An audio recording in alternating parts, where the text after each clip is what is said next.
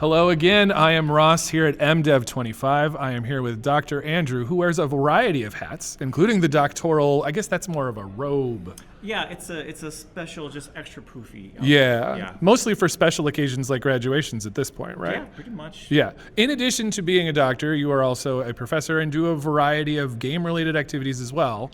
If possible, please introduce yourself and talk about some of the stuff you do. Sure. So I'm Dr. Andrew Williams, and I have taught a variety of different subjects, ranging from things like game history to art history, design history, but then also more recently in actual game production, working in the 3D pipeline and managing our student teams for when they're doing their high-end level projects. Awesome. So you are here with a cadre of folks from UW-Stout. Can you tell me just a little bit about how you found MDEV and what MDEV means to your program? Yeah, so we've been here from the beginning, and we've been major supporters of the WGA and the educational summits that were a component of some of the WGA outreach. And so when we heard that there was going to be for the very first MDEV conference, we were jumped right on top of that, and we were so excited to become a part of this.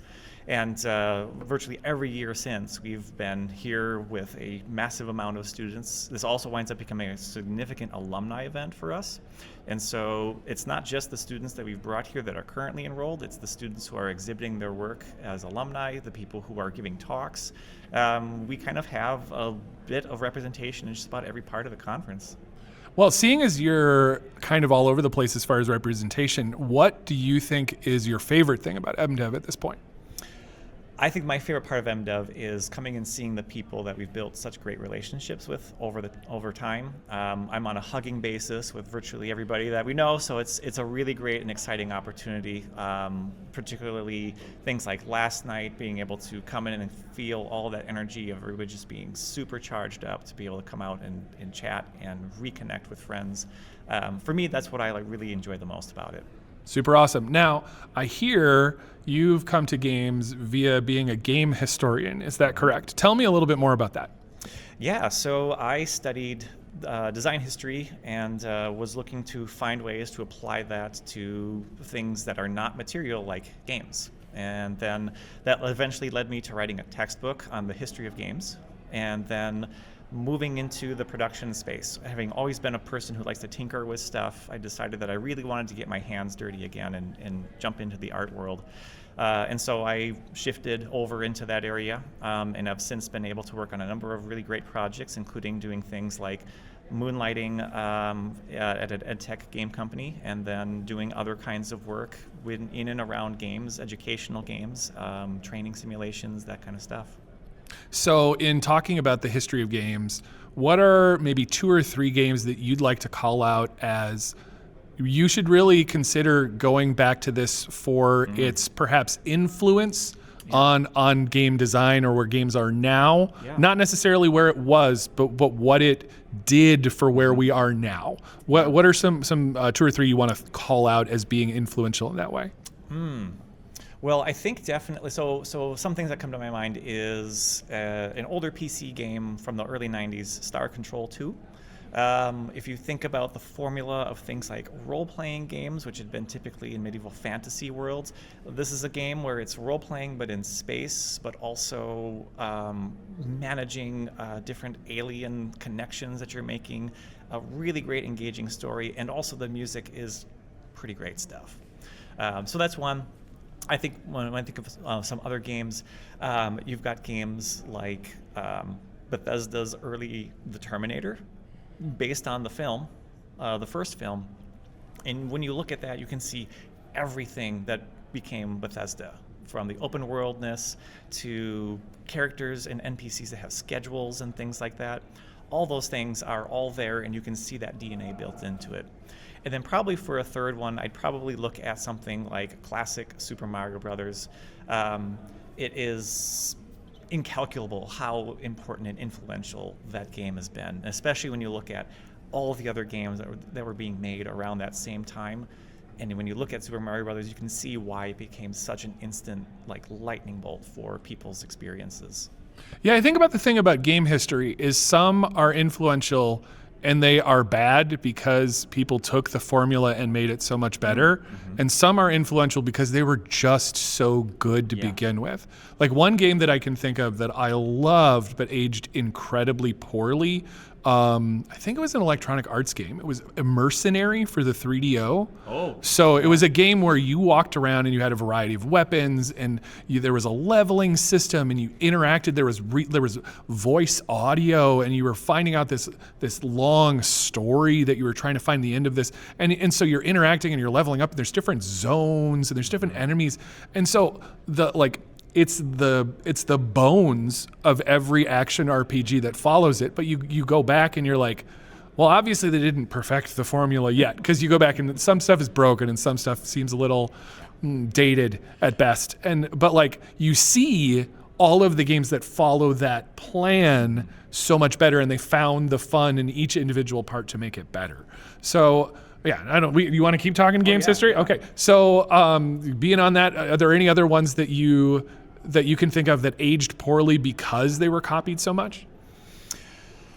Oh boy, aged poorly because they were copied so much. Well, I mean, you can look at any trend like that, and look at the indie space now. And for a while, the Metroidvania was like the darling of the indie world, and definitely that formula can become stale. Like, there's only so many times you can get that missile upgrade to use to open up doors, and if you're just saying let's take Metroid or Super Metroid and then like reskin it, then you're maybe adding a little tiny increment of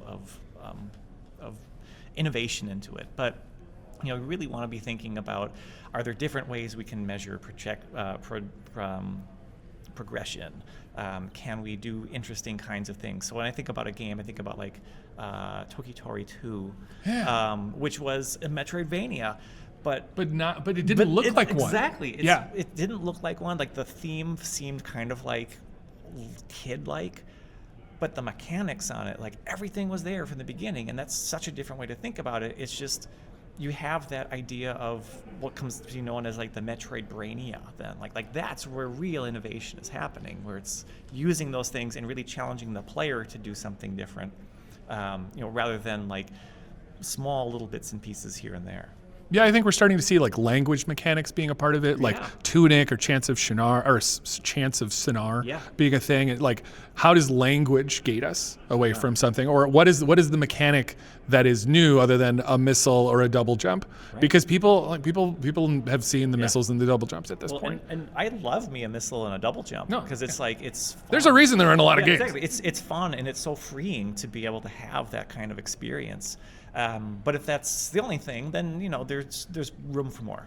So I'm a person who has played a lot of game demos over the past year-ish, because I've been digging deep into Steam Next Fests. Yeah. And one of the things that I look for is what in gaming history has been ignored to the point of being boring that is ripe for game innovation. And so I think like top-down racers, or like the things that were, or like the Arkanoid-alike, where ball X pit all of a sudden hits and people are like, oh, people like hitting things with balls? Yeah, they did for a very long time. Yeah. We just forgot. Yeah, are there any innovations that we're seeing from stale formats that just haven't gotten that evolution yet? Yeah. Well, I think there's bits and pieces of like the FMV-based kind of games, so like those 3DO games and those earlier PlayStation games, and the that whole period when it's just like, well, we have CDs, now we can have so much space for media, and we can have video and things like that. I think about a game, this is a little bit older now, but like a game like Her Story brought that back in such a really like impactful way. Where things felt more meaningful, and it was, that video component was so integral into that, and it felt so fresh and new, and people were like, oh my gosh, this is so new. And it's like, well, but again, like everything that's old is new again, right?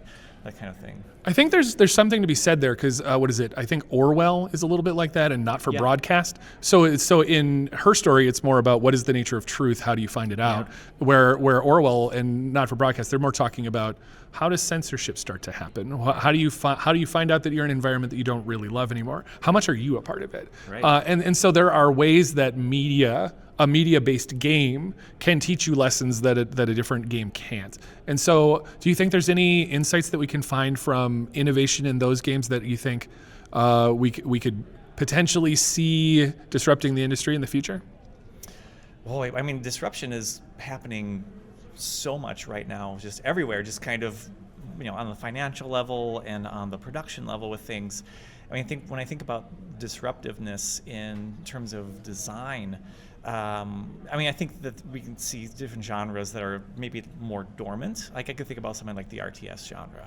I loved so much of that throughout the 90s and even into the early 2000s. And, that's really kind of fallen off. And it's still kind of stuck in this idea of pushing little guys around on a map. And I think there's a lot of ways we can achieve a similar kind of idea with that, but just push that further or kind of get that sense of satisfaction of the plotting, the planning, the building, that kind of like multiple managing different types of emergencies almost at the same time, managing your economy, building, exploring, conquering, that 4X kind of strategy. I think that's ripe for something. Yeah, I feel like a lot of the energy of the RTS went into the MOBA. And the forever game. Yeah. And I feel like there's potentially room for disruption of just making an RTS that's good. Yeah. And then like saying, hey, you remember when we liked these? Yeah. And then having someone just be like, hey, look, this is a single player experience that could just be fun again. Yeah. And I could see the industry being like, of course we love this stuff.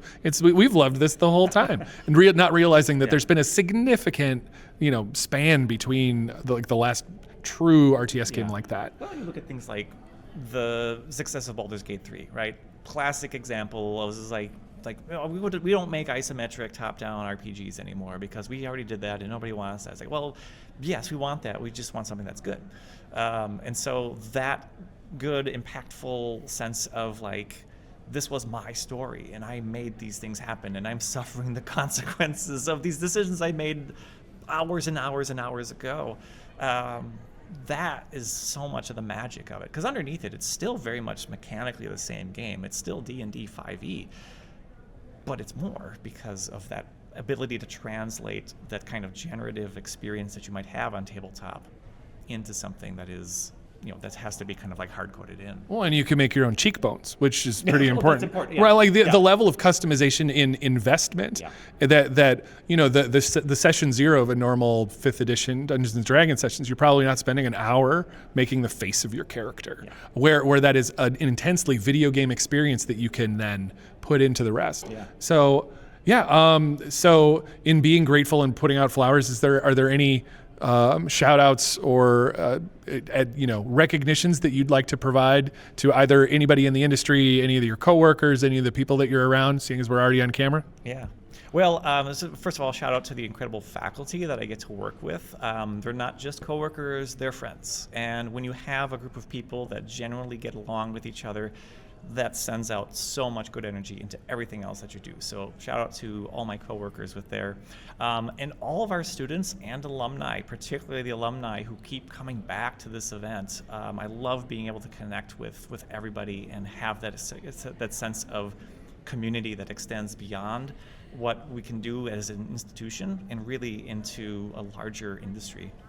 I mean, communities really are at their base the people that show up. Yes. And I think we've been able to see, this is my second MDEV. I've noticed that when you look at MDEV, you see Stout's fingerprints on it, and that's because community are the people that come. The community are the people that interact, and with Stout being such a vital part of the community, it's something I very much appreciate. Anything else? Any plugs that you wanted to provide before we head out?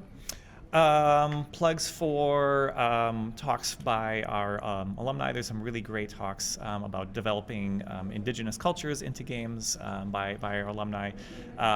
Talks about digging into the rendering pipelines of Unreal Engine 5 by some of our faculty.